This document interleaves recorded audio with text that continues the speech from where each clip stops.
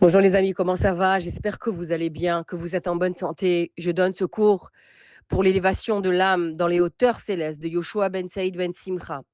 Simcha Yvette bat Mazal Tov, Yekuti El ben Esther, Shlomo ben Suzanne Trafati, Yael bat Israël. Et pour la refoua Shlema de Nathalie Fortuné bat Rosette, de Menachem Mendel Mensterna et de tous les blessés de cette guerre. Les filles, n'oubliez pas, et que Dieu il protège les Chayalim. Amen, amen, amen. Que chaque cours de Torah et de Limoud Torah que nous fassions soit un dôme de fer pour les Chayalim Akdoshim qui sont sur le terrain et pour les pilotes de l'air et pour toutes ces saints, ces Gdoshim qui sont prêts à donner leur vie pour Eretz Israël, que c'est le pays qu'Akadosh Baruch Hu, il a choisi. C'est le pays vers lequel les yeux, entre guillemets, d'Hachem ne quittent pas Mireshit Hashana à Tacharet Tashana, du début de l'année jusqu'à la fin de l'année. C'est le pays du peuple que Akadosh Baruch Hu a choisi. Et c'est vers ce pays que bientôt, bientôt, bientôt, nous convergerons tous, nous qui sommes en diaspora, nous qui sommes en Chutz Laaretz, nous convergerons tous, Bezrat Hashem, en très bonne santé, dans des chants, dans des danses, dans des rires, des rêves réalisés vers cette terre d'amour, ce peuple d'amour pour Akadosh Baruch Hu d'amour. Je vous envoie les filles, les Israéliennes maintenant. Je vous parle, enfin je parle à toutes les femmes, hein, évidemment. Mais là, je vous adresse une tfila que je vais vous mettre en chanson, en musique, dont les paroles sont magnifiques. C'est une tfila qui émane du Marzor de Yom Kippour, où il est dit là-bas, Beshem Hashem Eloké Israël, au nom d'Akadosh Baruch Hu, Dieu d'Israël. À ma droite, Michael. À ma gauche, Gabriel. En face de moi, Uriel. Derrière moi, Raphaël. Et au-dessus de ma tête, Shrinat Kel. Altira mipachat meret. N'aie pas peur. C'est un passou qui vient du Teilim 91. Lotira mipachat laila. N'aie pas peur. Lotira mipachat laila. Ne crains pas les terreurs de la nuit. Mais chetsia ouf yomam. Ni les flèches qui voltigent le jour. Chaque femme juive qui se trouve en Israël, et ailleurs évidemment, mais surtout en Israël, qui ressent de la terreur, qui ressent de la peur, qui ressent, c'est pas ce que j'entends, mais quand même ça fait peur, voilà, je lui adresse cette fille-là. Regarde comme elle est magnifiquement chantée par Benny Friedman. Elle est très belle, elle est a cappella, donc on peut l'écouter même après Pessah. Et je t'adresse cette fille-là à toi. Et tu t'imagines dans ton esprit les mots de cette fille-là. Le Shem Hashem Eloké Israël. Mimini Michael, ומשמאלי גבריאל, מלפניי אוריאל, מאחוריי רפאל, ועל ראשי שכינת כן. Tu t'imagines que chaque enfant, ton mari, toi, vous êtes barricadés par chaque malach que tu viens d'évoquer. Et au-dessus de ta tête, la shrina. Je la laisse écouter un instant et on commence le limoud. Parce que ça, c'est une fila. Ça aussi, c'est un shiur.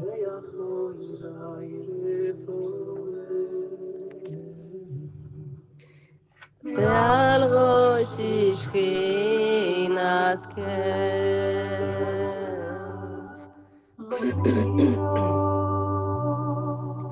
מפחד לילה tira. N'aie pas peur des terreurs nocturnes.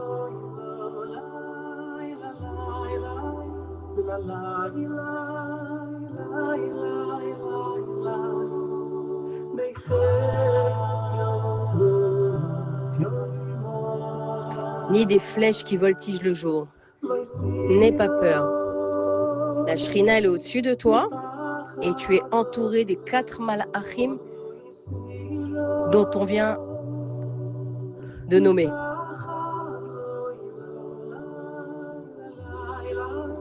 La la la la la la la. Shem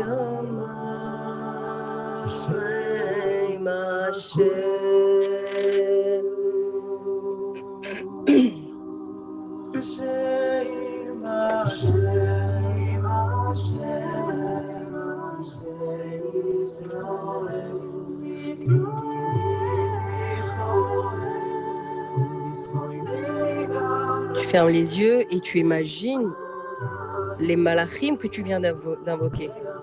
Me'achorai Raphaël.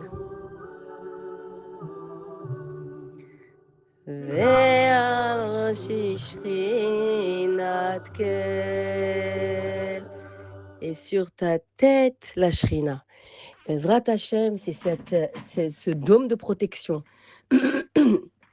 envers les enfants, envers ton mari, envers toi-même, envers tes petits-enfants, envers chaque personne, chaque femme et chaque foyer d'Israël soit protégé par ces malachim, Michaël, Gabriel, Uriel, Raphaël, et au-dessus de vous, Shrinatkel, Ezrat Hashem. C'est important quand on met une tefila, même si elle est en chanson, c'est important de comprendre d'abord ce qu'on dit et de s'imaginer la force de ces mots, la force de cette filote et de se les approprier. Ouais. Alors les filles, vous savez que demain soir, nous sommes Rosh Chodesh Nissan. Le mois, on ne l'a pas vu passer. Et mon Dieu, quel mois! Quel mois, Baruch Hashem! Le mois d'Adar, il a été chargé. Baruch Hashem, que le mois de Nissan qui arrive mercredi soir, c'est Rosh Chodesh Nissan. Le mois de Nissan, c'est un mois qui invite au Nissim. Et particulièrement, comme dit la Gemara, ils ont été libérés en Nissan et ils seront libérés en Nissan. Alors évidemment, c'est quelque chose qu'on dit chaque année. Mais chaque année, on y croit fortement jusqu'à ce que ça arrive. Et cette année, Bezrat Hashem, ça arrivera. Le Rosh Chodesh Nissan, c'est le premier mois, c'est le premier Rosh Chodesh que Dieu a offert en cadeau aux Bnei Israël alors qu'ils étaient encore en Égypte. Cette année-là, ça veut dire la première fois, donc c'était 2448, le Rosh Chodesh tombait un Shabbat. Cette année, ça tombe pas un Shabbat, mais en tous les cas, ça tombait un Shabbat. Et donc, Akadosh Baruch Hu leur a donné cette mitzvah-là avant de sortir d'Égypte pour leur donner une leçon. On l'a déjà dit, mais Rosh Chodesh Nissan m'invite à le répéter. La leçon qu'Akadosh Baruch Hu a voulu leur donner, c'est que même en étant dans l'étroitesse, dans les mamades, dans les calfeutrés, dans les situations un peu compliquées, pour certains, c'est très compliqué. C'est très compliqué, etc. Au niveau de la parnassa, au niveau du stress, au niveau des angoisses, etc., etc. Eh bien, de se sentir et de se forcer à se sentir quelqu'un de libre. Dans le tréfonds de Metzarim, de ce qui nous enferme, Akadosh Baruch Hu nous demande d'opérer en nous un grand chidouche, une grande renaissance qui s'appelle Rosh HaChodesh Azelachem. Ce mois-là, je vous le donne. Et ça prend toute sa force parce que c'est le mois de Nissan. Déjà, tous les Rosh Chodesh, ils sont comme ça. Mais le mois de Nissan, une fois qu'on le... comment on appelle ça? Une fois qu'on le... voilà. Une fois qu'on le revit une nouvelle fois, d'accord? C'est tout le potentiel des nissim que Dieu a opéré en Égypte, de tous les potentiels la force que Dieu il a mis dans cette mitzvah-là de nous l'offrir pour la première fois Rosh Chodesh Nissan, eh bien, pardon, qui nous est donnée, elle nous est pas donnée de la même manière, elle nous est décuplée. Donc, Bezrat Hashem, par le mérite de Rosh Chodesh Nissan, que nous ayons le mérite de voir les Nissim de la Géoula. Maintenant, Amen, Amen, Amen. Amen, Amen, Amen. C'est vraiment une question de temps. Et j'espère, les filles, beaucoup l'ont fait. Pardon, excusez-moi, j'espère que je ne vais pas beaucoup tousser parce que avec le ménage, j'ai avalé beaucoup de poussière. Bon, bref, je ne vais pas raconter ma vie. Qu'est-ce que je voulais dire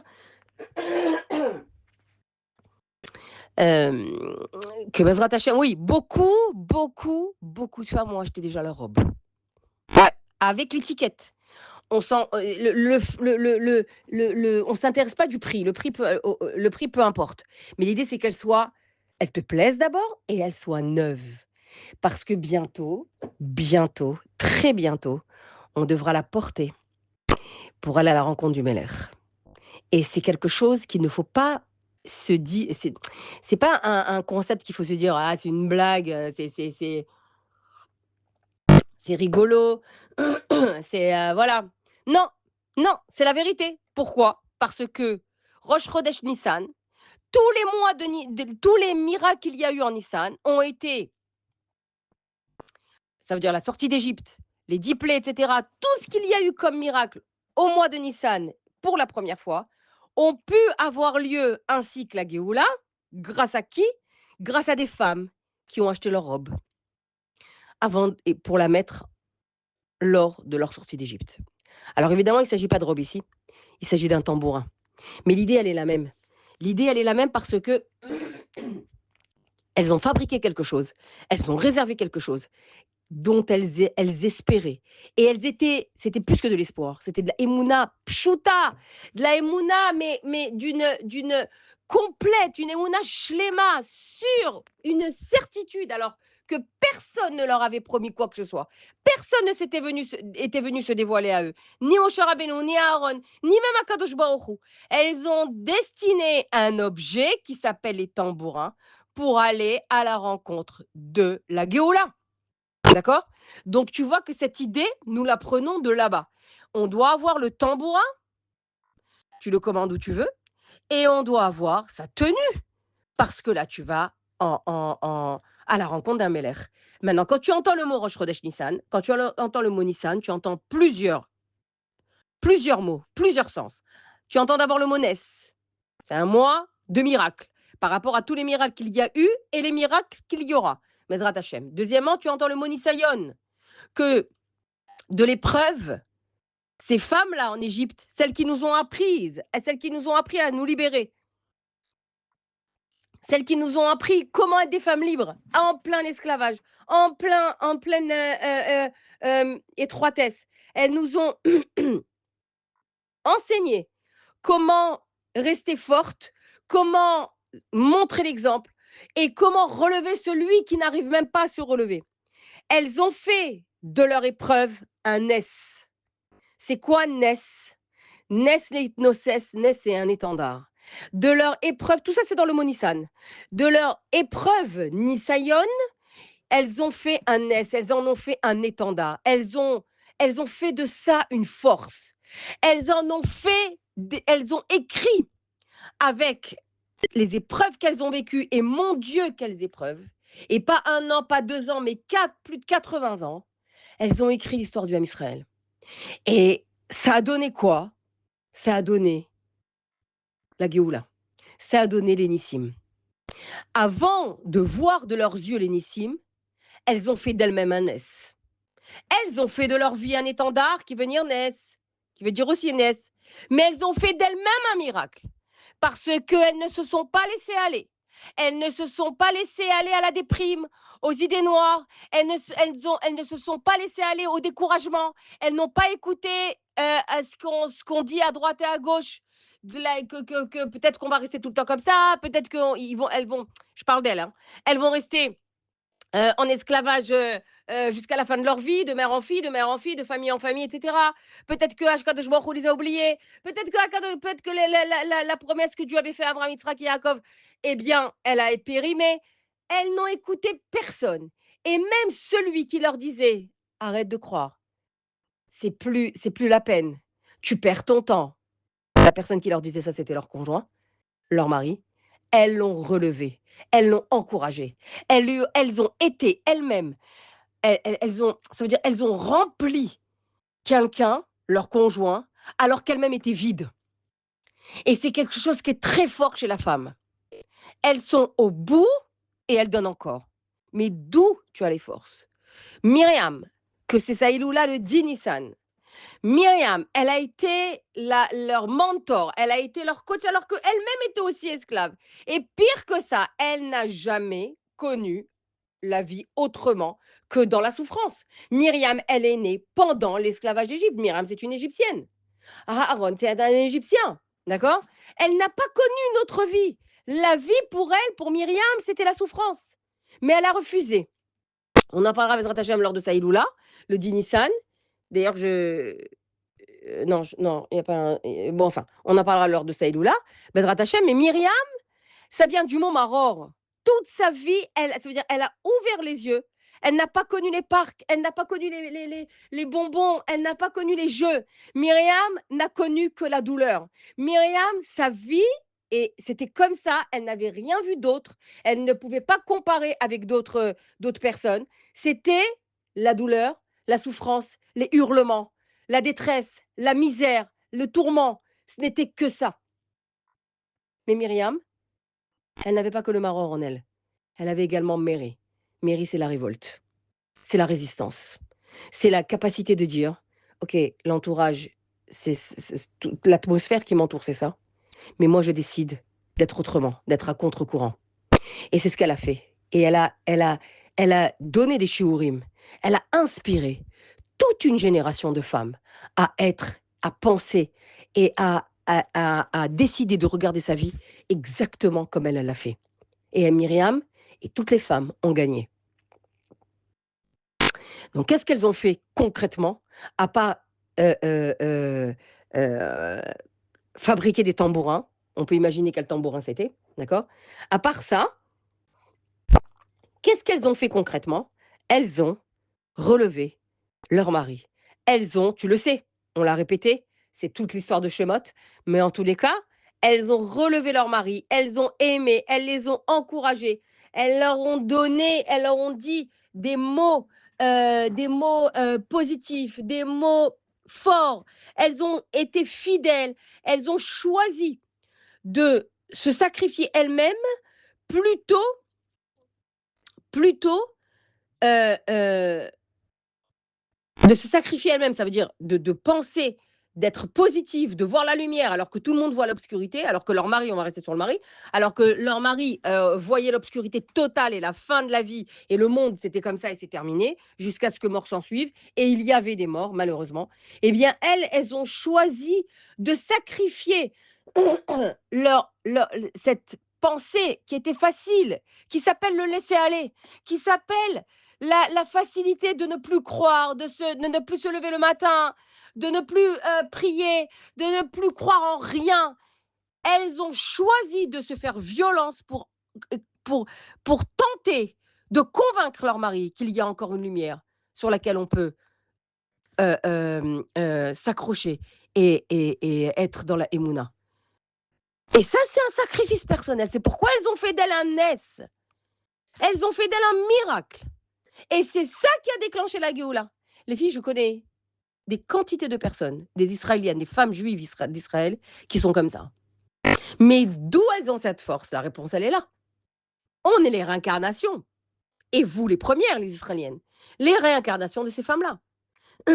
Et donc, c'est ça qui est très, très important de voir que, en fait, ce qui a inauguré la Géoula, ce n'est pas des actions spectaculaires. Ce n'est pas des actions, des posts ou des révélations sur les podiums et sur la place publique. Ce sont des petites actions exprimées dans le noir de leur vie, dans le silence de leur couple et dans la détresse dans laquelle elles étaient. Personne n'était témoin de ce qu'elles disaient à leur conjoint. Personne n'était témoin et personne ne ressentait les forces qu'elles puisaient à l'intérieur d'elles alors qu'elles étaient à bout de force pour le relever, pour l'aimer encore, pour croire encore en lui, pour espérer, pour reconstruire, pour être pachout dans le Rosh Chodesh. Et Rosh Chodesh, c'est Nissan. Nissan, c'est le dernier sens que je vais mettre dans le mot Nissan, c'est Nes chez la haine. Ça veut dire que c'est leur Nissim à elles les femmes. Elles ont fait d'elles un Nes sur deux jambes et elles ont mérité d'inaugurer la première Géoula.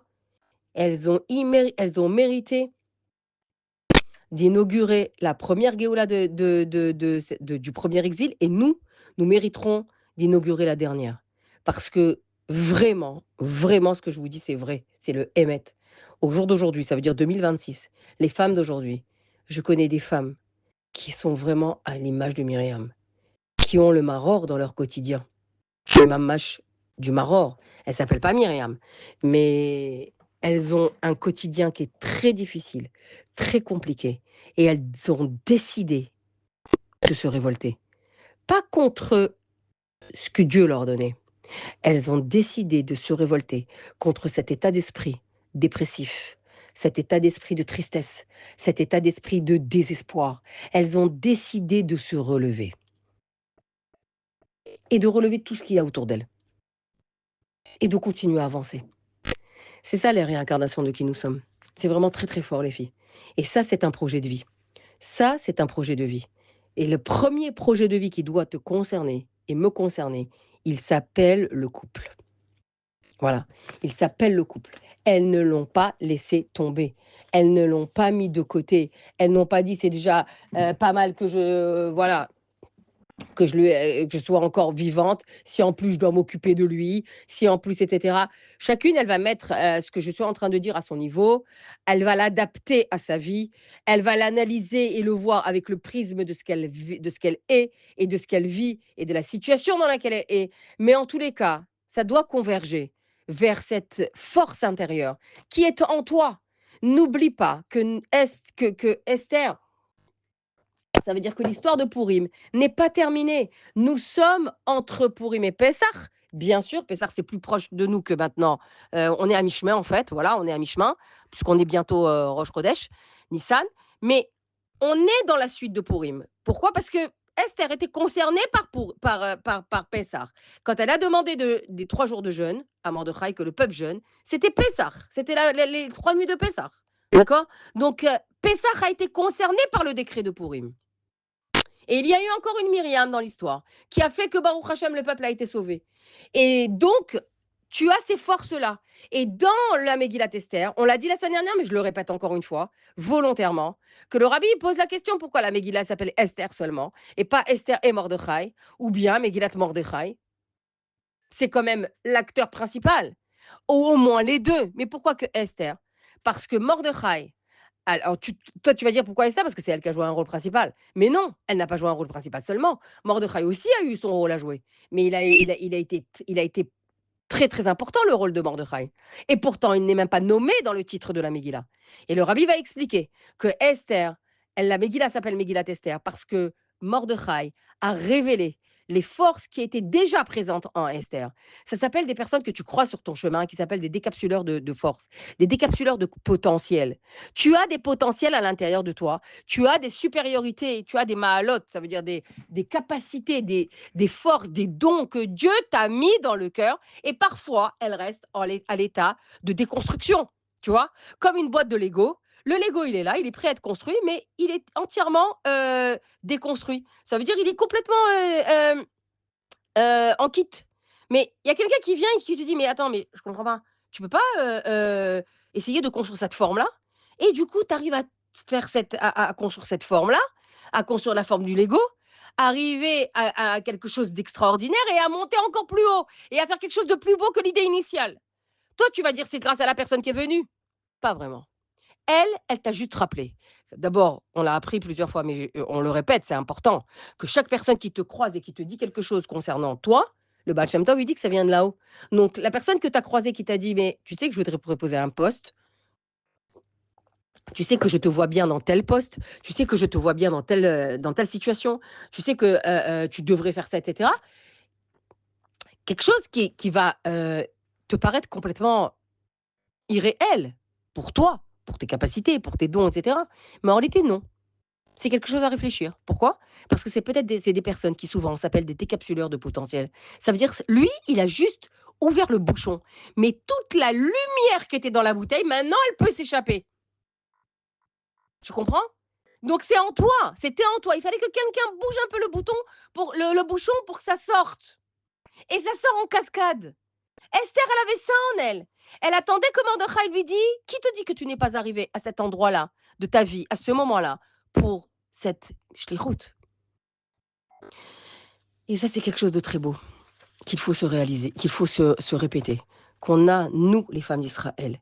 et à plus forte raison les femmes qui vivent en Israël, une force de lionne, vraiment. Et là, nous sommes en plein rugissement. Mais n'oubliez pas les filles, que celui qui rugit en premier, c'est Akadosh Baruch Hu. Celui qui rugit en premier, c'est Akadosh Baruch Hu. C'est pourquoi cette guerre, et que ce soit la dernière, avant la Géoula, s'appelle le rugissement du lion. Sha'agata Ari, c'est Ariel. C'est Akadosh Baruch Hu. Comme la Gemara, elle le dit à l'époque de Tisha B'Av, où Akadosh Baruch Hu, il rugit. Tout ça, tu comprends que c'est des termes qui sont à mettre entre guillemets, bien sûr, pour que nous puissions comprendre dans notre esprit limité de quoi il s'agit. Mais en fait, en le disant, on réalise qu'on ne comprend pas. Mais on le dit quand même dans le sens en utilisant des mots qui nous parlent. D'accord. Et à l'époque du 9 Av, Akadosh Baruch Hu, à Chatzot, il pousse un hurlement, il pousse un rugissement, comme ça dit la Gemara, de peine que son Beth Amikdash a été détruit. Et pas seulement à l'époque du Beth Amikdash. Chaque nuit à Chatzot, Akadosh Baruch Hu, il pleure pour le Beth Amikdash. La Shrina, elle pleure derrière le Kotel. Chaque nuit à Chatzot. Akadosh Baruch Hu, די.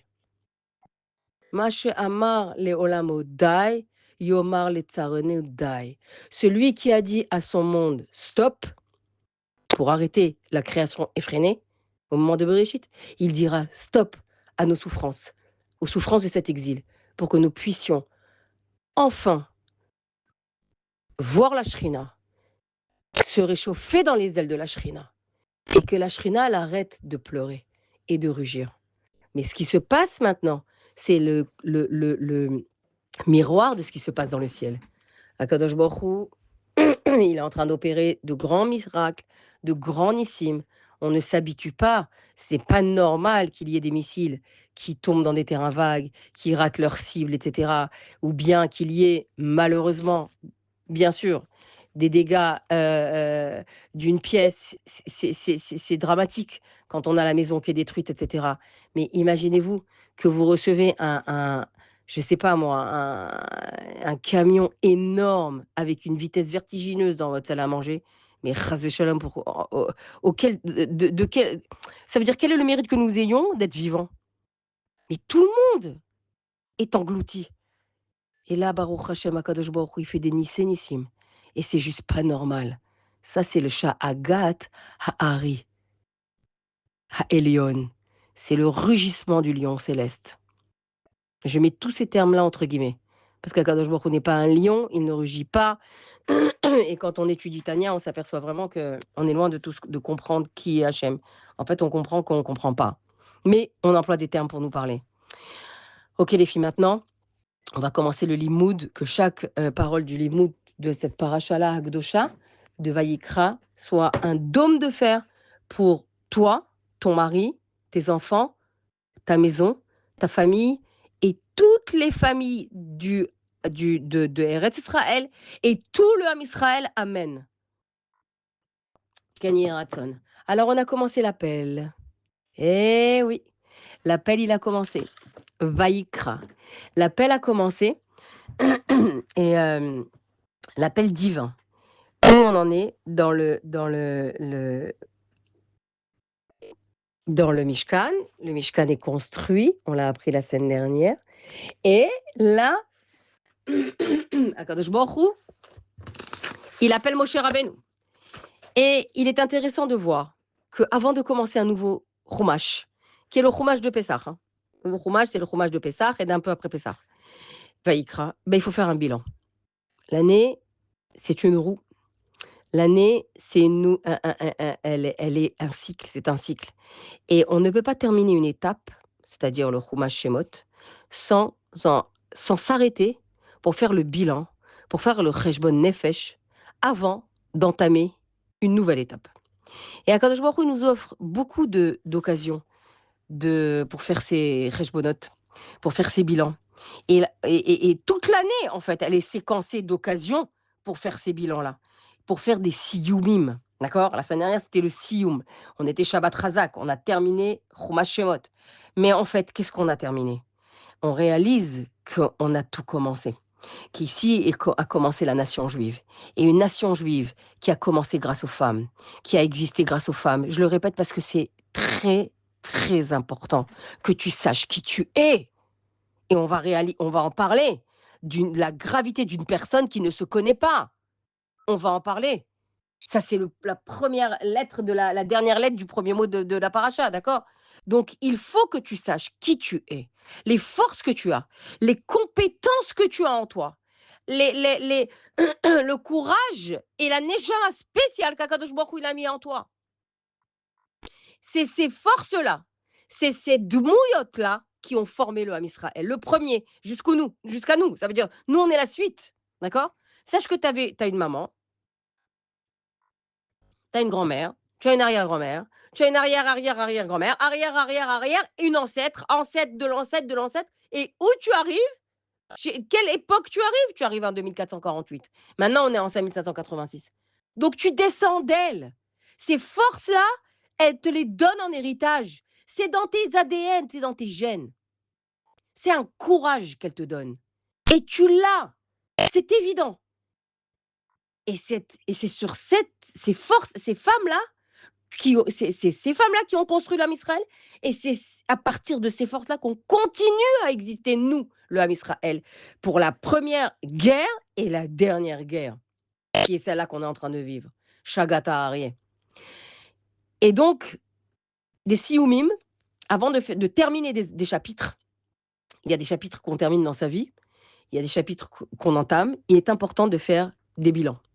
Alors, l'année elle-même, elle est séquencée de bilans. On l'a dit, d'accord, Rosh Hashanah, Rosh Chodesh, Shabbat, la nuit, c'est un bilan de ce que tu as fait dans la journée, etc. Et chaque fois qu'il y a la fin de quelque chose, sauf Hashanah, sauf à Chodesh, comme maintenant, que c'est les derniers 24 heures du mois de Hadar, sauf à Shavua, sauf à Yom, d'accord? Toutes ces sioumim d'étapes, c'est des séquences. Il y en a des petites qui durent 24 heures, il y en a des grandes qui durent une année, et il y en a des intermédiaires. Eh bien, tu peux pas passer comme ça d'un jour à l'autre. Tu peux pas passer comme ça d'un mois à l'autre et ni d'une année à l'autre sans dire stop. Viens, je m'assois et je réalise tout ce que j'ai eu ce mois-là et tout ce que je n'ai pas eu. Je m'assois et je réalise tout ce que j'ai eu aujourd'hui avant de dormir. Qu'est-ce qu'Hachem m'a donné? J'ai pu encore marcher, j'ai respiré, aller à mon rendez-vous. La voiture, elle marche. Les enfants, ils sont en vie. Ils sont à la maison. Ils sont en bonne santé. On peut rigoler. Oui, que Dieu les protège. En Israël, ils sont fatigants parce qu'ils n'ont pas de CEDER. Enfin, ils n'ont pas un CEDER de l'école. Mais une maman intelligente, elle impose un CEDER. Le CEDER de l'école, il va refléter le CEDER que toi, tu mets à la maison. C'est pas l'école qui fait la vie de l'enfant. C'est d'abord les parents qui font la vie de l'enfant. C'est les parents qui vont construire cet enfant-là. Avec un CEDER, avec des rigueurs, avec des règles dans la discussion, en faisant de ton enfant un allié, d'accord? Pas un adversaire. Mais, alors il y a des périodes plus faciles que d'autres, quand ils vont à l'école, c'est encore plus facile, mais là, OK. Mais le CEDER, et cetera, et cetera. Tout ça, tu t'assois et tu dis: «Qu'est-ce que j'ai eu aujourd'hui? Et qu'est-ce que je n'ai pas eu?» Et ça, c'est un sioum de la journée, un sioum de la semaine, un sioum du mois, comme on va faire maintenant, et un sioum de l'année. Et c'est intéressant de pouvoir le faire aussi avec les enfants. On s'assoit autour d'une table et comme c'est le signe du mois, par exemple, on peut le faire une fois par mois. Chacun prend une feuille, un stylo et note. S'ils savent écrire, tant mieux, ils savent pas, ben on le fait par oral. Ils sont petits, par exemple, ben on le fait par oral. Qu'est-ce que tu as eu? Écris ce que tu as eu, tout ce que tu as eu ce mois, pas ce que Hachem il t'a donné.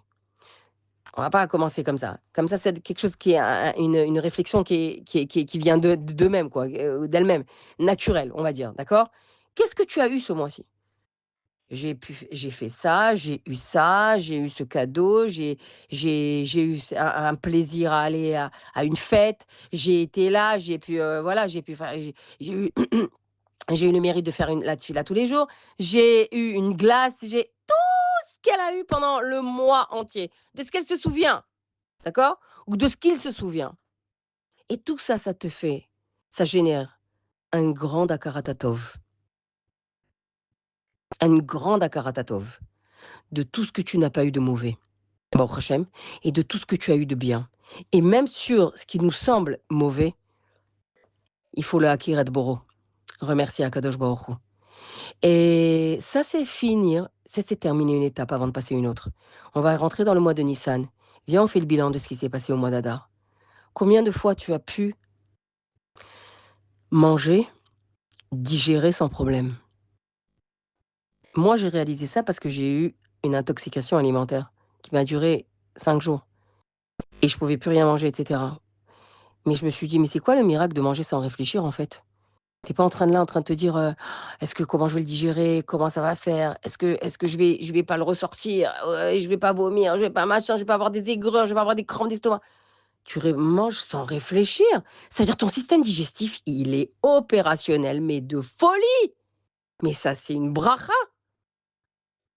La vérité, j'ai réalisé cette bracha quand je l'ai plus eu pendant 5 jours. Mais combien j'ai remercié Akadosh Baruch Hu. Je voyais les gens manger autour de moi sans je me revoyais manger, pardon, je revoyais les gens manger autour de moi, par exemple, au michté de Pourim. J'ai pas eu l'intoxication au michté, hein.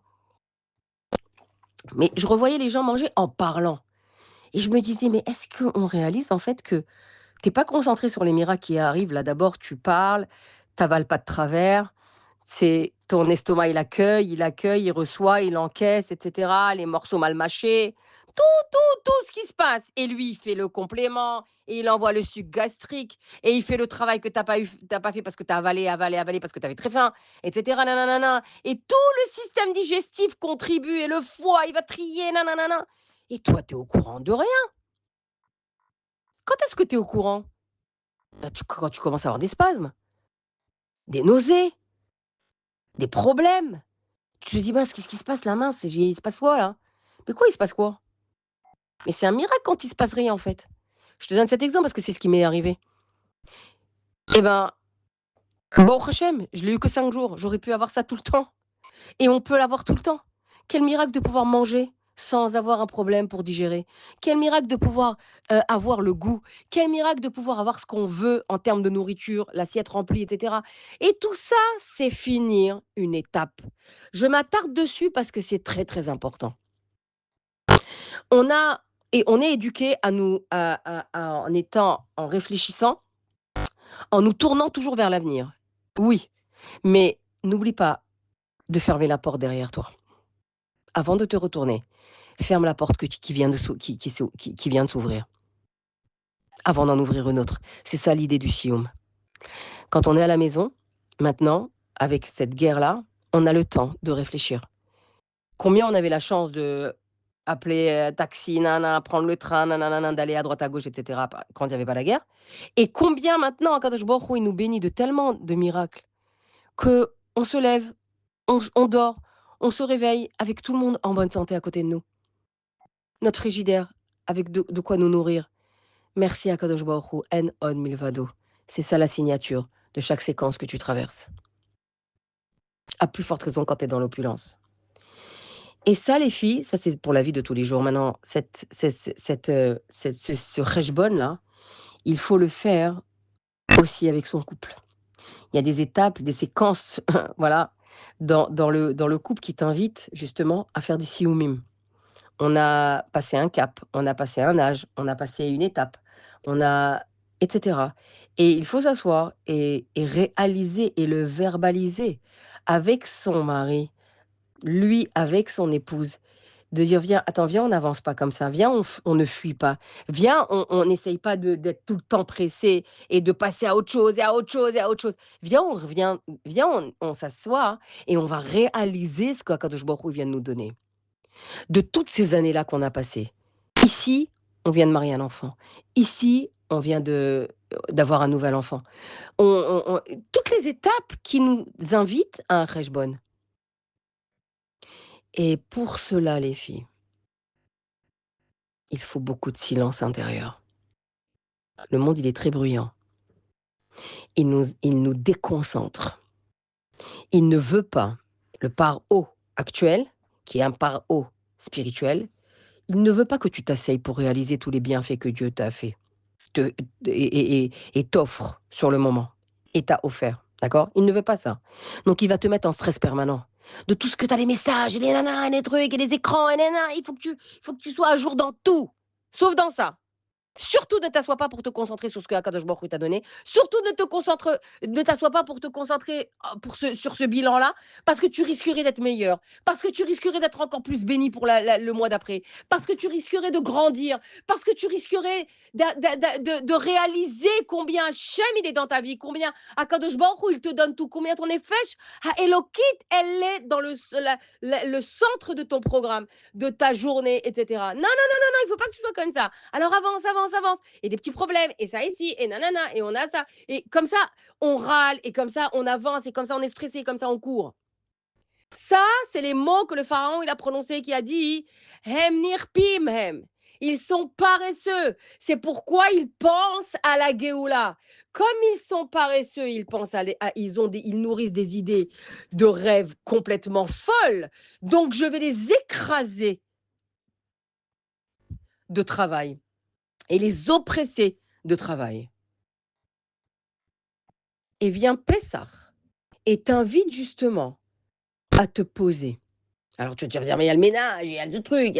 Mais n'oublie pas, on aura l'occasion, Bezrat Hashem, et si Yata Dishmaya en bonne santé d'en reparler, que Pessah, la mitzvah principale, c'est d'abord, Alpi Alacha, c'est de retirer le Chametz. Donc, tout cet orgueil qui vient te dire, mais j'ai pas le temps, mais de toute façon, j'ai travaillé pour ça, mais de toute façon, nanana, mais de toute façon, tu vois pas déjà tout ce que j'ai comme galère, tout ce que j'ai comme difficulté avec lui, avec elle, nanana, tu crois encore que je vais m'asseoir maintenant et réaliser tout ce que Dieu m'a donné, mais ça va pas ou quoi? Ça, c'est le Chametz qui est encore dans notre cœur, qu'on n'a pas enlevé. Et la deuxième chose, le deuxième point principal de Pessah, c'est le Seder. Et Seder, ça veut dire mettre de l'ordre. Mettre de l'ordre dans sa vie. Et c'est important. Tu as X années de mariage avec ton mari, ton fils, il vient de rentrer à la yeshiva, ton petit vient de se couper les cheveux, il va faire 3 ans, ta fille, elle s'est fiancée. C'est des séquences, c'est des étapes. Mais tu peux pas les accepter et les faire glisser sur toi comme si que c'était normal. Tu dois faire un siyum. Ferme la porte de cette étape-là avant d'ouvrir la suite. Pour cela, il faut avoir un silence intérieur, s'imposer ce silence intérieur. Et être à contre-courant de tous les bruits que ce monde nous impose. Le monde est très bruyant. Trop, trop, trop, trop bruyant. Il y a des images, il y a des sons, il y a de la musique, il y a les écouteurs, il y a les nains, il y a les AirPods, il y a les portables, il y a tout, tout, tout. Où tu vas t'asseoir maintenant pour te concentrer? Mais il faut qu'on t'enferme dans une pièce sans téléphone, sans ordinateur, sans rien, et avec une feuille et un stylo. Akadosh Baruch Hu, il vient te dire Rosh Chodesh Nissan, sois une femme libre. Sois une femme libre. Impose-toi cette liberté. Impose-toi ce silence intérieur. Dans le bruit même. Retire-toi. Extrais-toi de cette course. Mets-toi dans un endroit. Attends que les enfants dorment. Tu le fais seul ou avec ton mari, peu importe. Impose-toi cette liberté d'être. Une femme libre. Une femme libre, ça commence déjà par son silence intérieur. De réaliser tout ce que j'ai. Tout ce que Dieu m'a donné. Tout ce qui m'entoure. Les amis. La famille. La maison. Le conjoint. Les enfants. Les professeurs, tout ce qui t'entoure déjà, c'est faire un point. Et je répète que pour ça, il faut beaucoup de silence intérieur. N'oublie pas que l'endroit le plus silencieux du monde était exactement l'endroit où Akadosh Baruch Hu reposait. On le voit dans la paracha Akdosha. C'est entre les Kruvim, dans le Kodesh HaKodashim. L'endroit le plus privé, le plus intime de tout le Mishkan, et par la suite le Beth Amikdash, est exactement là où Dieu reposait entre les Kruvim. Akadosh Baruch Hu parlait à Moshe Rabbeinu. La voix, elle venait d'entre les Kruvim, d'accord, dans le Saint des Saints. Eh bien, c'est exactement là-bas l'endroit le plus silencieux. Quand tu t'imposes ce silence intérieur, quelle est la voix que tu entends? Quel est l'appel qui retentit en toi? C'est l'appel divin. C'est le Vaïkra. C'est le premier mot avec lequel commence la paracha. Vaïkra el Moshe. Vaïdaber Adonai Elav Meoel Moed les morts. Hachem a appelé Moshe. Il lui a parlé du Oel Moed. Alors les Chachamim ils disent, c'est du Oel Moed ou c'est du Kodesh HaKodashim? En fait, il n'y a pas une contradiction ici. Moshe, il entendait la voix arriver du Oel Moed, mais elle émanait d'entre les Kruvim. La voix divine, dans ce silence-là. quand tu t'imposes ce silence-là dans cette course effrénée, pharaonique, imposée par le pharaon, c'est l'appel divin qui prend le relais. Et l'appel divin, pour toi, où il va être interprété. Ça veut dire, il va être interprété de 2 manières. Ou il est inaudible, ça veut dire, tu sais que Dieu est là, mais tu l'entends pas, tu le sens pas, tu ne le vois pas, je mets entre guillemets ce mot, tu comprends? Tu ne le ressens pas. Non, ta vie, elle est trop remplie. Ta vie, elle est trop pleine, il y a trop de stress, trop de tu passes de ça à ça, na ou birlal, l'appel divin n'est pas là du tout, c'est-à-dire que Dieu n'est pas là. Toute ta vie n'est qu'une suite de coïncidences, de hasards et en réalité, le Rambam, ainsi que les commentateurs de Vaïkra, le Kliyaka, le Baal HaTurim, Rashi et cetera, vont interpréter le premier mot de cette ouverture du 3e chumash de la Torah qui s'appelle Vaïkra, l'appel. Il y a pas que la paracha qui s'appelle Vaïkra, c'est tout le chumash qui s'appelle Vaïkra. D'accord? Ils vont l'interpréter en disant que Moshe Rabbeinu, surtout le Rambam, il voulait écrire Vayaker. Vayaker, c'est aussi un appel, mais c'est un appel qui émane du hasard. Ça veut dire, OK, s'il y a pas tout ce que tu as dans ta vie, c'est une suite de conséquences. C'est une suite hasardeuse. C'est des événements qui se déroulent l'un après l'autre, sans but ni signification. C'est un enchaînement d'événements. Presque, voilà, imperspectible. Ça, c'est Vayaker. Et celui qui en a bénéficié, c'est Bilham. Bilham, il a eu la révélation d'Akadosh Baruch Hu dans un rêve, et d'une manière impromptue, brutale, dans un rêve. Moshe Rabbeinu, dans sa grande humilité, il a voulu écrire Vayaker, sans le Aleph, parce que qui il est pour que Dieu l'appelle. Et Hachem lui a dit, écris Vaïkra, avec un Aleph, parce que l'appel dont il est question ici, c'est un appel divin. Je t'appelle, Moshe Rabbeinu, je t'appelle. Si tu décides d'analyser ta vie comme un appel divin, cet appel ne sera pas inaudible. Il sera, oui, inaudible pour l'extérieur, mais il retentira à l'intérieur de toi. Donc, Akadosh Baruch Hu dit à Moshe Rabbeinu, dit le Rambam, je ne t'appelle pas, je ne rentre pas en contact avec toi par le rêve, comme avec Bilham. Je ne rentre pas en contact avec toi d'une manière euh, euh, aléatoires, des coïncidences, voilà, c'est d'une manière brutale, hasardeuse. Non, je rentre en contact avec toi, dit Akadosh Baruch Hu, d'un appel réel, d'un appel qu'il faut écouter, qu'il faut voir, qu'il faut ressentir à l'intérieur de soi. Et je connais des femmes qui vivent vraiment des situations très difficiles, comme une qui m'a parlé tout à l'heure, et que Dieu la protège et vraiment mettre un stop à ces malheurs. Une succession de malheurs, une succession d'épreuves dans sa vie. La pauvre chérie. Je ne pense pas qu'elle soit dans les perles. Enfin, je ne suis pas dans les perles moi-même, donc j'envoie à Perla, que Dieu la protège, et c'est elle qui diffuse. Et elle me disait, je n'ai jamais... Mais ça veut dire vraiment, tout ce qu'on peut avoir, elle a eu. Voilà. Tout ce qu'une femme, elle fuit, elle l'a eu sur les 6 dernières années, 5 dernières années. Voilà, vraiment.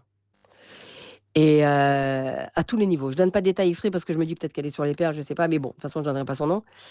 Et elle m'a dit: «Tu sais Nathalie, je n'ai jamais ressenti Akadosh Baruch Hu que maintenant». Ça veut dire, je n'ai jamais ressenti Akadosh Baruch Hu dans toutes les étapes que j'ai vécues. Dans toutes les étapes qu'elle a vécues difficiles, elle n'a fait qu'une seule chose, lever les yeux au ciel. Et Akadosh Baruch Hu a fait d'elle une lionne. Elle s'est battue contre sa réalité. Battue. Et la maladie, et l'éducation, et le shlom bayit, et les déménagements, elle a tout vécu. Elle a vécu vraiment des situations de maror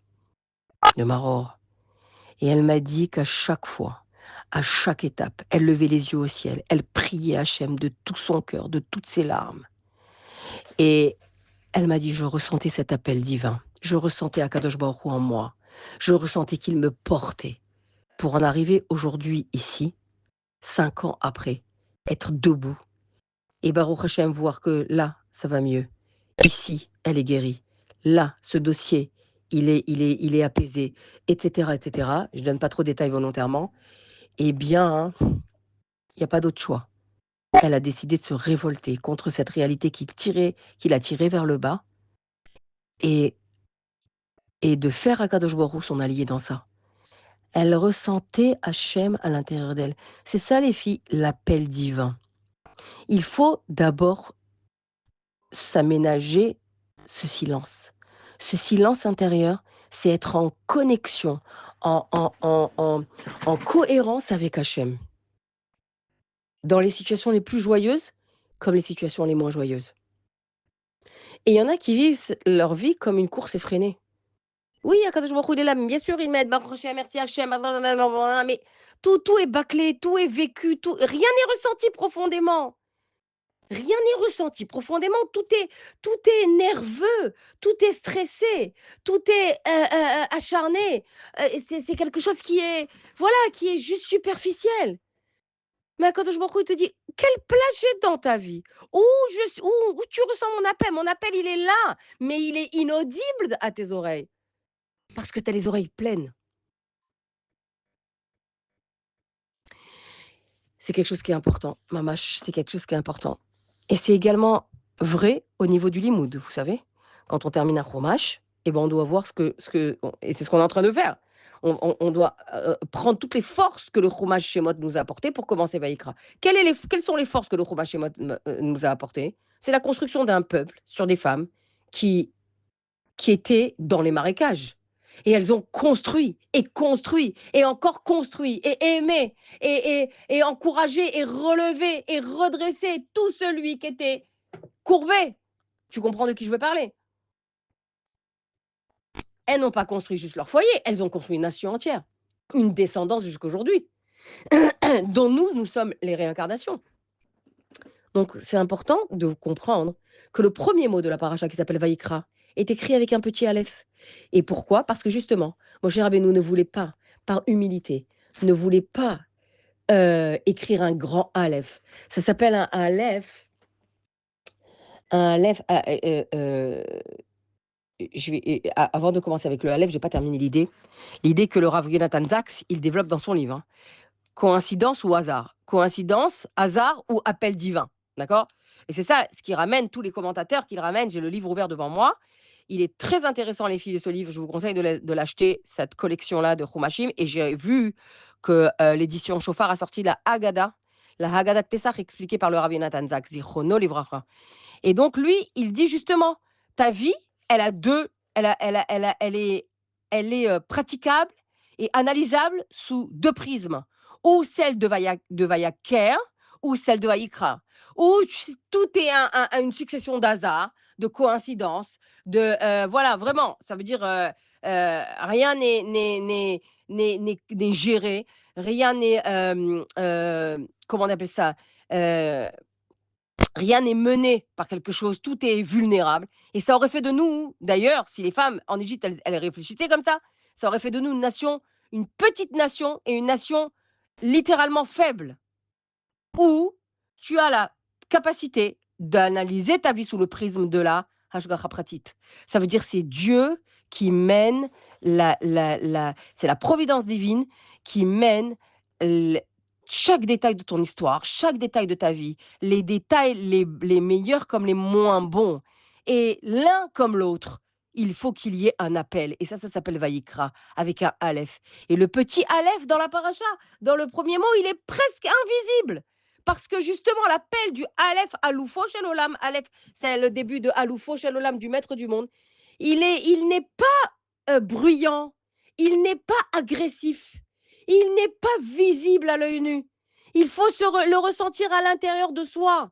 Il faut l'écouter. cette voix inaudible qui émane de l'intérieur des Krovim, du Kodesh à Kodashim, qui émane de l'intérieur de ton couple, qui émane de l'intérieur de ta vie, qui émane de l'intérieur de tout ce que Akadosh Baruch Hu t'a donné. Et ça, c'est une sensibilité qu'il faut travailler. Mais quand tu es très occupé, tout le temps, on est tous occupés, c'est pas le problème d'être occupé. L'occupation n'est pas un problème. Parce que ça, c'est une occupation aussi, d'accord? Mais l'occupation n'est pas un problème. Ce qui est un problème, c'est de ne pas s'aménager un moment pour ça, pour l'écouter, pour ressentir, pour réaliser, pour contrôler. C'est pas ce qui est un problème, c'est être tellement, tellement, tellement dans cette course effrénée pharaonique, j'emploie le mot pharaon parce que tu as compris, j'ai expliqué pourquoi. Eh bien, c'est quelque chose qui va faire de toi quelqu'un d'insensible à ce que les gens te disent, à ce que ton mari te dit, à ce que tes enfants te disent. Tu vas écouter, mais d'une oreille extérieure. Tu vas être plus concerné par ce qui se passe à l'extérieur que par ce qui se passe à l'intérieur. Et la première chose qui se passe à l'intérieur, le premier événement qui se passe, c'est l'appel divin. Et c'est ça ce qu'il dit le Rav Yonatan Zak. Bon, j'ai continué hein, à développer ce qu'il a dit, mais c'est l'idée principale qu'il développe ici dans son livre. Et ça, Rav il nous explique que le Aleph, le petit Aleph, c'est ça. C'est le Aleph qui représente Akadosh Baruch Hu du Anochi, de Hachem, c'est je, c'est moi. C'est moi qui t'appelle. C'est moi qui suis à l'origine de toutes les successions d'événements que tu as dans ta vie. C'est moi. Et je t'appelle à chaque fois. Et pour Moshe Rabbeinu, donc, comme par humilité extrême, il a eu honte. Enfin, honte, tu comprends. Et pour lui, il n'était pas du tout digne d'un appel divin provenant du Ohel Moed, même pas encore inauguré, mais monté, d'accord? Le premier qu'Akadosh Baruch Hu il appelle, c'est Moshe Rabbeinu. Et d'ailleurs, c'est intéressant de savoir que Moshe n'a pas construit, n'a pas fabriqué les kelim du Mishkan. Il n'a pas mis la main, mais pourtant, le Mishkan, il est appelé en son nom. Pourquoi? Parce qu'il y a mis son âme. Il n'a pas mis sa main, d'accord? C'est les femmes qui ont fait, c'est les hommes qui ont fait, Betzalel, etc. Mais à Oliav. Mais Moshe n'a rien construit. Il n'a pas construit le Kior, il n'a pas construit la menorah, elle est sortie toute seule. Bon, il n'a pas construit les tentures. Il a monté. Mais il y a mis tellement sa neshama en danger, en haut, à cause des malachim quand il est parti au Sinaï, quand il est monté au ciel pour chercher les louchot et toute la liste comment on appelle ça, des matériaux pour construire le Mishkan, mais il y a mis sa neshama, comment il a transmis, comment il a enseigné chaque détail. Il n'a omis aucun détail, etc., que le Mishkan est appelé en son nom. Maintenant, le premier qui est appelé va Yikra el Moshe. Hachem a appelé Moshe. Et pour Moshe Rabbeinu, qui est-il pour que Hachem l'appelle en premier? Donc, il écrit un petit Aleph. Et Hachem dit, marque le Aleph. Tout ce qui s'est passé, c'est pas accidentel. C'est pas le fruit du hasard. C'est moi. C'est moi, Aloufo chez l'Olam. C'est trop beau, les filles. C'est trop beau. Et alors, on continue. D'accord? On a beaucoup développé ce sujet-là de Aleph, de Siyumim, de terminer, etc. On va continuer, Bezrat Hashem, mais avant, je veux parler rapporter ce que Dracha Lechol Adoresh dit sur la Hanava, l'humilité. Est-ce que c'est quelqu'un qui est humble, comme Moshe Rabbeinu qui était le plus humble de tous les hommes, d'accord? Est-ce que c'est quelqu'un qui ne se connaissait pas ou c'est quelqu'un qui se connaissait, mais eh bien, le rabbi va expliquer dans une sira que j'ai devant les yeux, dans le livre hein, que je vous cite souvent, Dracha Lechol Adoresh, le rabbi il explique ici que il faut avoir une fierté juive. Le rabbi nous a appris à être fiers. Il a relevé le judaïsme français, littéralement. Il a relevé le judaïsme français et birlal, le judaïsme mondial. Mais relever, ça veut dire quoi? Il a relevé la tête du judaïsme. La fierté d'être juif. Ça se fait, les mitzvot se font dans la rue. Pas toutes, mais en tous les cas, on rase plus les murs. Ça y est, la période des pyjamas rayés, c'est terminé. Aujourd'hui, on a une terre, on l'a toujours eue, mais on nous a exilés.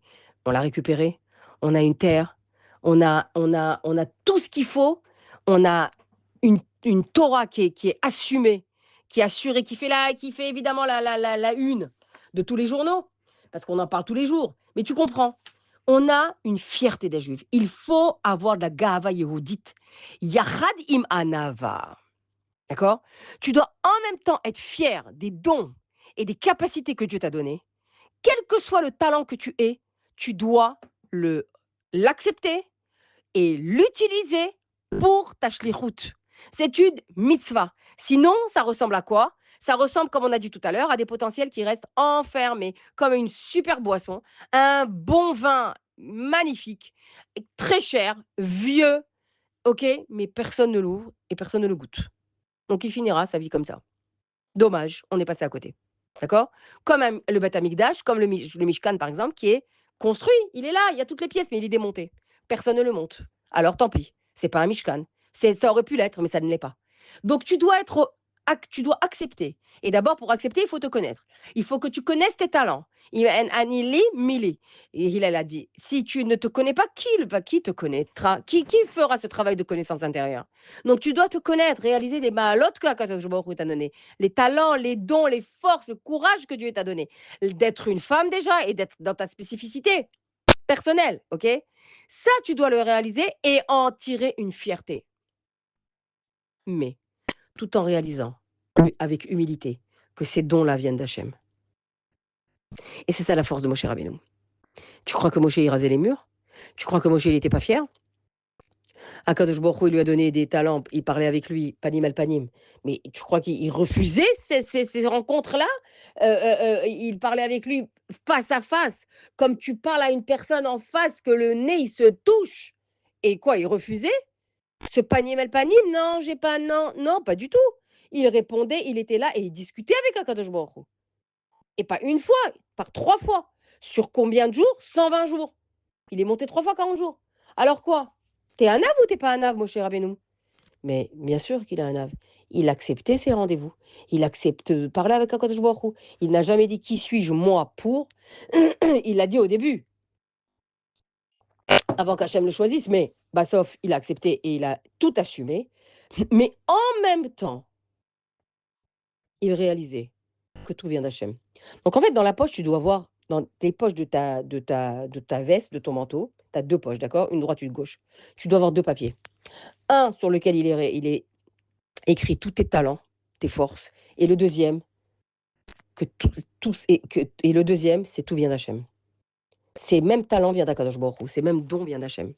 Donc anava, fierté et anava à la fois. C'est quelque chose qui est très fort, qui est un travail, mais il faut le savoir. Tu n'as pas le droit de te dévaloriser et on n'a pas le droit aussi de te dévaloriser. Un mari doit mettre en valeur les capacités de sa femme sans la dévaloriser. Attention, quand je dis mettre en valeur les capacités de sa femme, sans l'oppresser, d'accord? Sans en faire une guerre. C'est pas fais, sois, dis, parle, sors, t'es capable, etc. Ok, à son rythme. Elle le sait, mais c'est peut-être pas le moment. Elle le sait, mais c'est pas l'endroit. Elle le sait, mais c'est pas encore cette année. Mais à un moment donné, il va falloir que ça sorte. Mais à quoi la poêle, ça c'est normal, d'accord? Mais maintenant, je parle de celui qui est décapsuleur, d'accord? De celui qui a ouvert le bouchon.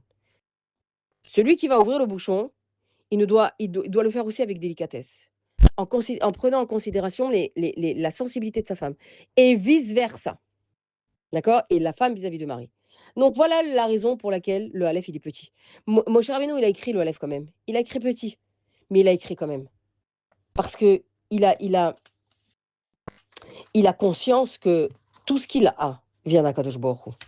Maintenant, quand tu concentres, quand tu continues, alors, regarde ce qu'il dit le Midrash Tantruma, comment c'est beau. Ok, maintenant, Limud Toiro. Limud Toiro avec les références. Alors, qu'est-ce qu'il est écrit ici? On a dit que le Aleph du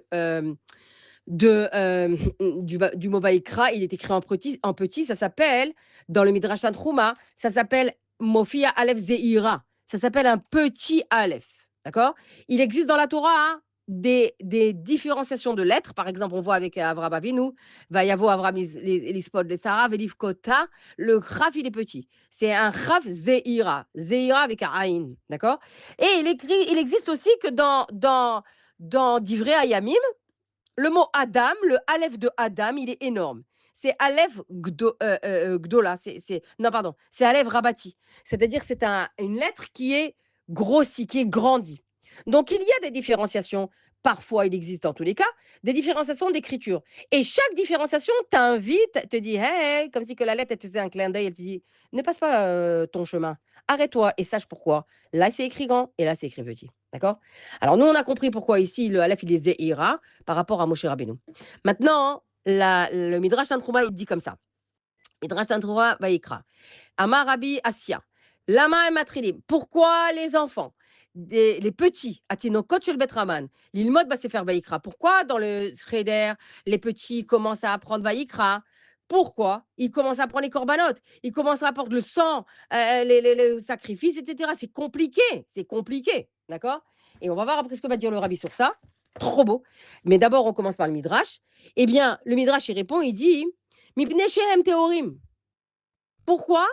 Parce que tout Chumash Vaikra, c'est Tahor, ça parle de Tahara, de pureté, de purifier quelqu'un qui a fauté. D'accord. Et qui est-ce qui doit s'occuper de la Tahara? Ceux qui sont purs. Donc c'est écrit quoi? Amar HaKadosh Baruch Hu, sheyiyu matrilin tchilat besefer hakorbanot. Amar HaKadosh Baruch Hu, dit le Midrash, qu'ils commencent, eux, les tinokot shel Bet Raman, les petits-enfants, à étudier tout le sefer korbanot, tout le seder des korbanot. Il y a vos théorim, j'adore cette phrase, il y a vos théorim, veitasku b'maaseh théorim, que les purs viennent et s'occupent et traitent des sujets de pureté. Les fichar dit Hachem, ani ma'ale alehem keilu hem omdim makrivim lefanai hakorbanot. Ah, c'est trop beau. Akadosh Baruch Hu, il dit quoi? Il dit ainsi, je considérerai qu'ils sont debout et ils offrent les corbanotes maintenant au moment où ils les étudient. C'est trop beau, hein. D'accord. Alors le Kliyakar, il dit, Omer à Kliyakar, le Kliyakar, il dit que pourquoi les enfants étudient le Seder à Korbanot, que maman, c'est compliqué. Eh bien, le Kliyakar, il va répondre, donc, par rapport au fait, il va répondre par le Aleph Ktana. Il va dire du fait que Chumash Vaikra commence par un Aleph Ktana, un petit Aleph. Remez shehaktanim yatrilu kan velimud ze hu berosh ke Aleph rosh leotiot. Le Kliyakar, il va dire les tinokotes, les bébés, les petits au cheder, hein, ils commencent par Vaikra, leur limoud, ils commencent par Vaikra. Pourquoi? Parce que le Chumash Vaikra, le mot Vaikra termine par un petit aleph, faisant référence au petit. D'accord? Faisant référence au petit. Et donc, les petits doivent commencer là leur limoud Torah, par le Chumash Vaikra. D'accord? Et ça, c'est très beau. Remez chez En Halimud Mitkaen qui imbe shemaktim yatzavso. Et il donne une deuxième, c'est trop beau, une deuxième explication. Le Kliyakar, il dit, et le limoud, et c'est aussi une allusion à quelque chose d'autre, à un autre enseignement, le limoud ne peut rentrer en celui qui sait se rapetissir, qui sait devenir chez Haktin et Atzmo. Celui qui sait se rendre petit lui-même. C'est très très beau, vous savez. Ça veut dire qu'ici, le Kliyakar, il va expliquer deux choses. Les enfants commencent leur limoud par Vaikra parce qu'ils sont petits. Et où il y a une référence dans le mot Vaikra à la petitesse, d'accord? C'est le Aleph. Le Aleph, c'est le Ulpan. Ulpan, ça veut dire étudier, d'accord? Eh bien, les petits doivent commencer ici, à Vaikra. Mais également, dit le Kliyakar, le limoud commence par celui qui se sent petit, qui se réduit à l'intérieur. Donc, on commence par Vaikra. C'est très, très beau, vraiment. Et ça, Akadosh Baruch Hu, il aime. Attends, attends, attends, je te vois. Je vois si j'ai pas oublié autre chose. Amar Akadosh Baruch Hu. Akadosh Baruch Hu, il dit... Ah, voilà, je savais qu'il y avait encore un... Ça, c'est des cours de Rav Rosenblum que j'ai tout photocopié. Bon, d'habitude, j'ai deux gros classeurs que j'ai tout écrit moi-même à l'encre, hein. Tu sais que j'ai terminé 2 stylos Bic, l'encre terminée. Et j'ai dit que pour le mérite de mon mari et de mes garçons, qu'ils soient des Talmidei Chachamim, amen. Mais là, je les ai photocopiés. Alors, qu'est-ce qu'il dit? Il dit, Amar HaKadosh Baruch Hu, ma voix, Dieu il dit que ma voix, comme on a dit tout à l'heure, elle émane d'entre les Kruvim. Et les Kruvim, c'est le visage, dit l'Agmara, d'un petit garçon et d'une petite fille. C'est des tinocotes. C'est des tinocotes. Pourquoi ma voix, elle émane de là-bas? Parce que les Kruvim reposent sur la Torah. Et la Torah, je ne l'ai donnée que parce qu'ils se sont portés garants. Parce qu'ils ont donné leurs enfants en garantie. C'est grâce aux tinocotes, chez Bet Rabban, à ceux qui étudient Torah, les petits qui étudient Torah, dans le Cheder, dans le CP, au GAN, qui étudient Torah, que Akadosh Baruch Hu a donné sa Torah à ces enfants-là, et c'est grâce à ces enfants qui étudient Torah que le monde y tient. N'est-ce pas que c'est écrit Mipi Olelim Veyonkim Yesadeta Oz. Par la bouche des bébés et des nourrissons, tu as fondé ta force. Quelle est la force que Akadosh Baruch Hu il a fondée? Ça veut dire qu'il a donné au monde cette Torah, qui est la force du Ham Israël, et qui fait que la Ashrat Ashrina, que la Shrina, elle réside dans le Ham Israël. Ok, ça, maintenant, j'avance. Troisièmement, regarde comment c'est beau. Le rabbi, il dit, attends, où il est mon Sefer, mon chumash. Le rabbi, il dit la chose suivante. Il dit, pourquoi, alors, il commence comme ça, le rabbi, c'est pas long, mais c'est beau. Il dit que dans le chumash Bereshit, il est écrit 5 fois, dans le chumash Bereshit, au niveau de la création du monde, il est écrit 5 fois le mot or. He peamim ktiv kan ora. Tu sais qu'au début de la création, il a chaque fois dit Vayar Elohim et a or ki tov. Vayar Elohim et a or. Vayar Elohim et a or. Le mot or, il est rappelé ici 5 fois. Et les Chachamim, le Midrash Rabbah, le Rabbi il ramène le Midrash en disant que le Midrash, il dit que 5 fois le mot or, keneged, les 5 Krumashim, en rapport avec les 5 Krumashim. Mais en ce qui concerne le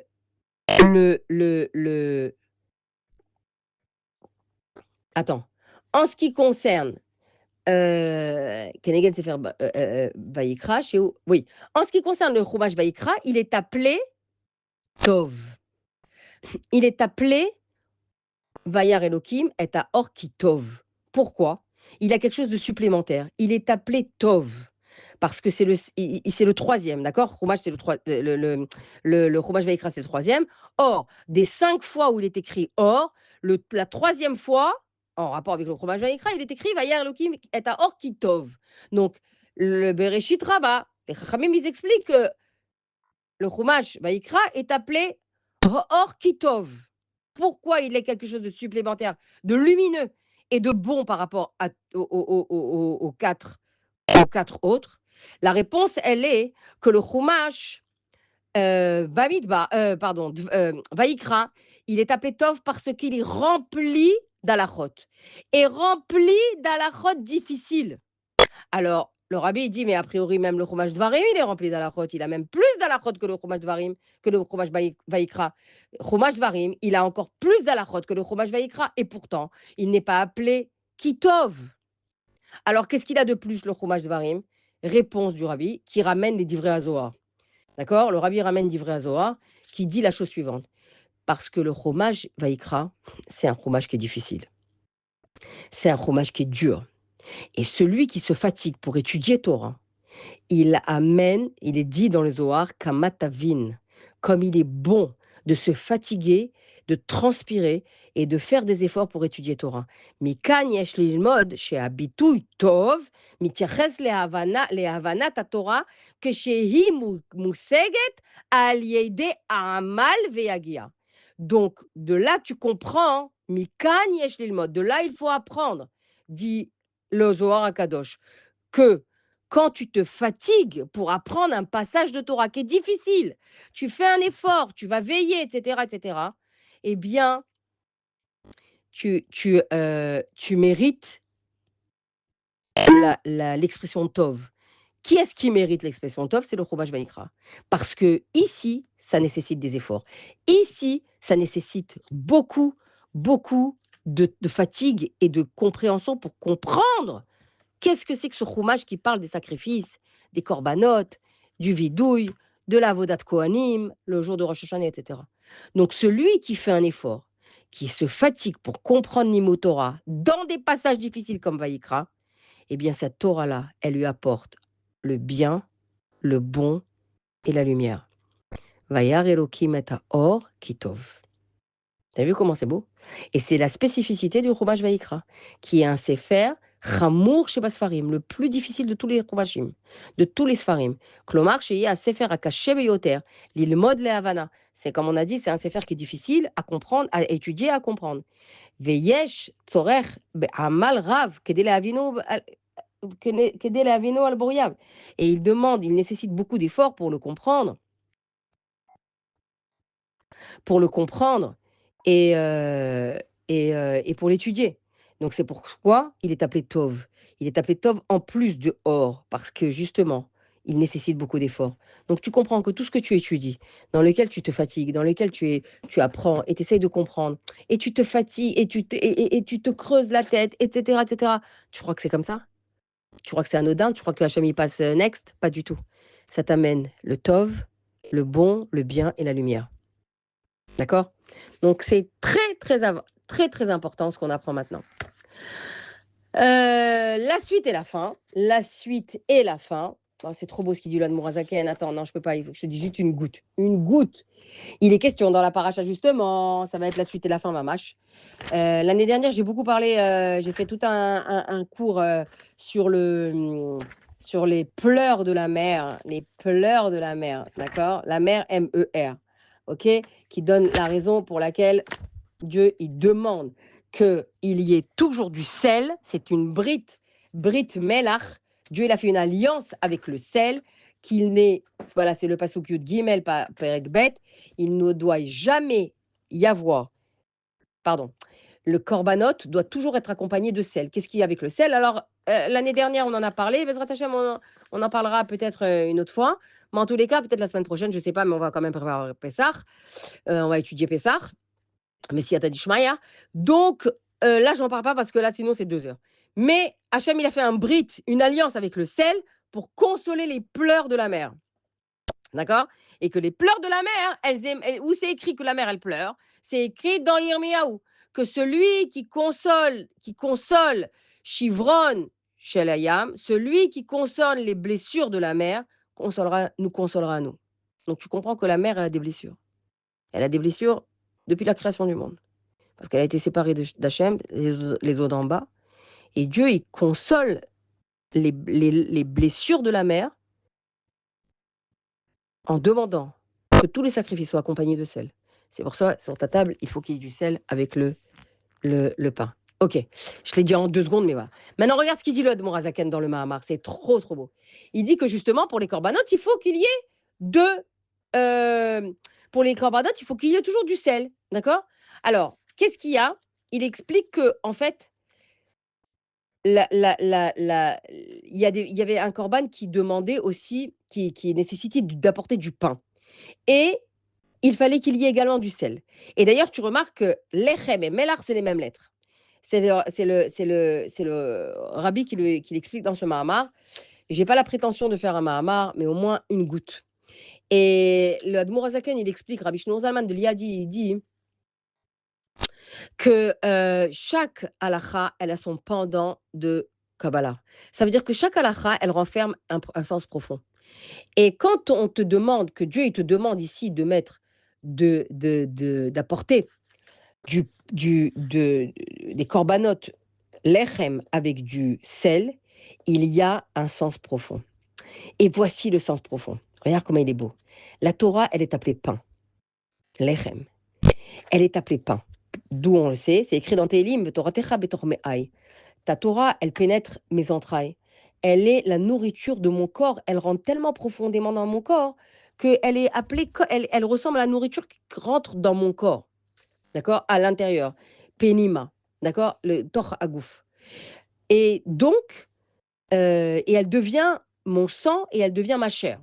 Comme le pain qui devient ta chair, le limoud Torah, il rentre à l'intérieur dans les profondeurs et il devient toi-même. Il te change toi-même, d'accord?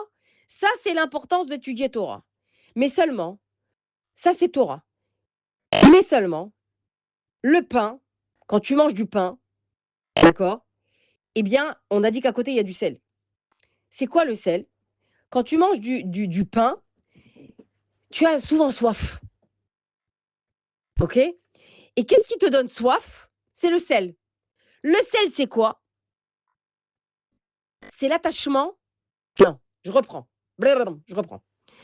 Bevazon atzmo. Alors, je relis, je reprends. D'accord? C'est pas long, mais c'est très, très beau. La nourriture, qui est donc le pain, pardon, qui rentre à l'intérieur de ton corps, eh bien, avec ce pain-là, il est aussi question dans la paracha de melach. C'est les mêmes lettres, d'accord? Remarque. Donc, il le dit ici. Derech hagav, shnehem murkavim beotam otiot. C'est les mêmes lettres. Lechem et melach, c'est les mêmes lettres. Le pain et le sel, c'est les mêmes lettres. Lamed, chet, même, lamed, chet. Eh bien, il est aussi question de sel. Qu'est-ce que c'est le sel dans la Torah? Qu'est-ce que c'est le sel dans la Torah? C'est justement ce qui va rentrer dans les profondeurs, qui va faire appel à tous les côtés profonds de la Torah.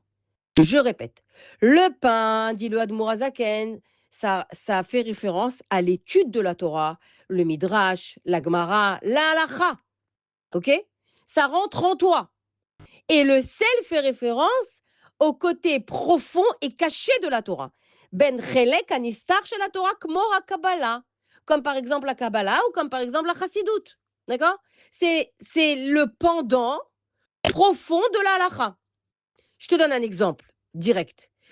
Le, la veille du Seder, on va faire Bdikat Hametz. Comment tu fais Bdikat Hametz? Tu vas éparpiller 10 morceaux de Hametz dans 10 coins de ta maison. C'est clair? Maintenant, et tu vas aller à la recherche, à la lueur de la bougie, tu vas aller les rechercher. Ça, c'est la halakha. Tu es obligé de le faire. C'est ça qui va fermer le Hametz de chez toi. Quel est le pendant de la Kabbalah de ça? Regarde comment c'est beau. La Chassidoute, elle nous explique. Ça veut dire le côté profond de la Bdikat Hametz. Eh bien, c'est retirer le levain, ça veut dire l'orgueil, dans les 10 niveaux qui forment ta personnalité. Les 3 niveaux de l'intellect et les 7 niveaux de sentiment. Et comment tu enlèves le chametz, dit le rabbi? Comment tu retires le levain, ça veut dire l'orgueil, dans les 10 coins de ta personnalité? À la lueur d'une bougie. La lueur d'une bougie, c'est un neshama. Donc tu vois, je te dis en 2 secondes, mais c'est un cours en lui-même ça. Tu vois que en fait, à chaque halakha, il y a le pendant de Kabbalah. Et il y a le pendant de l'explication profonde. Et ça, c'est le sel qui relève le plat.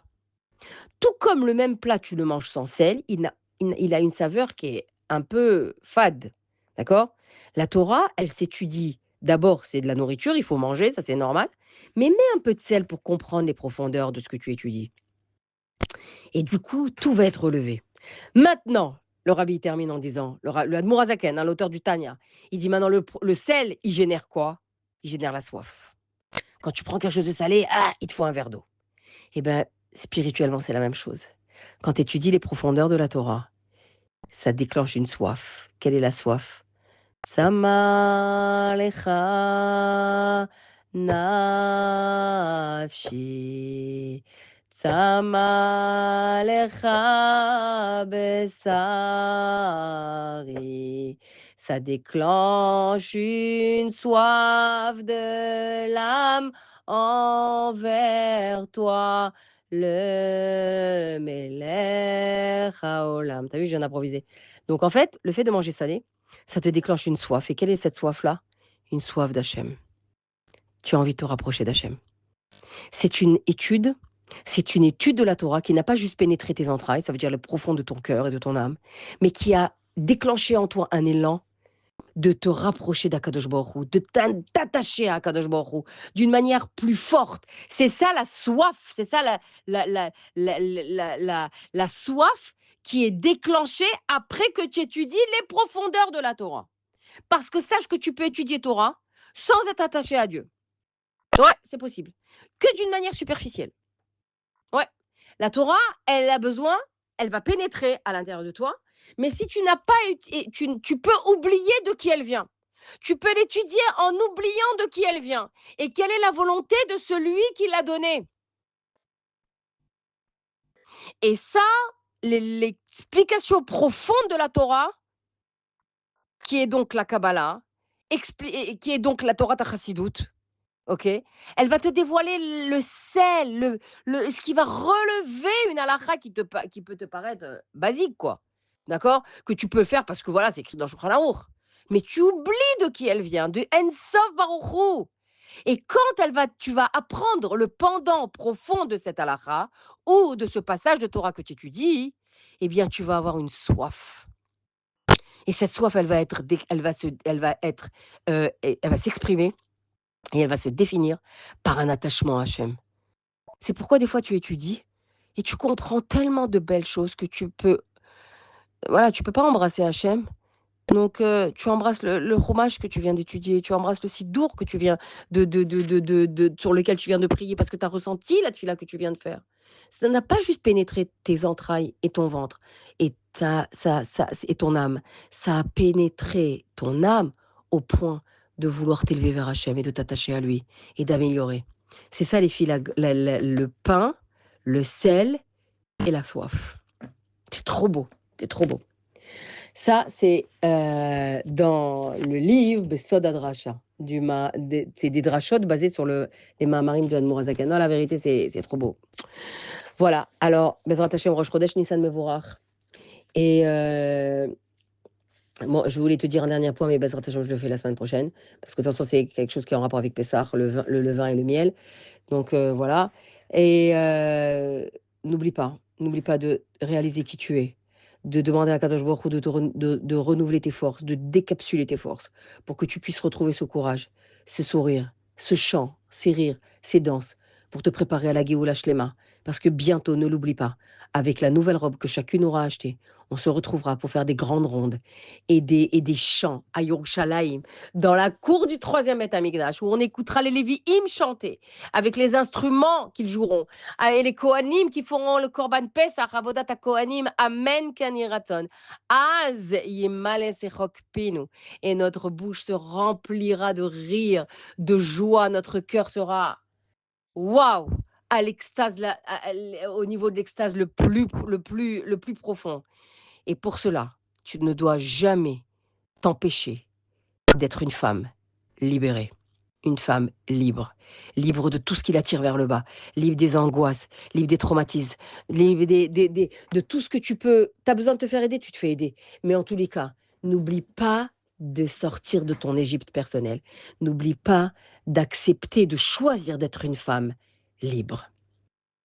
Shabbat Shalom Uvorach, Rosh Chodesh, Nissan, Mevorach. Amen, Kenny Ratson. Merci.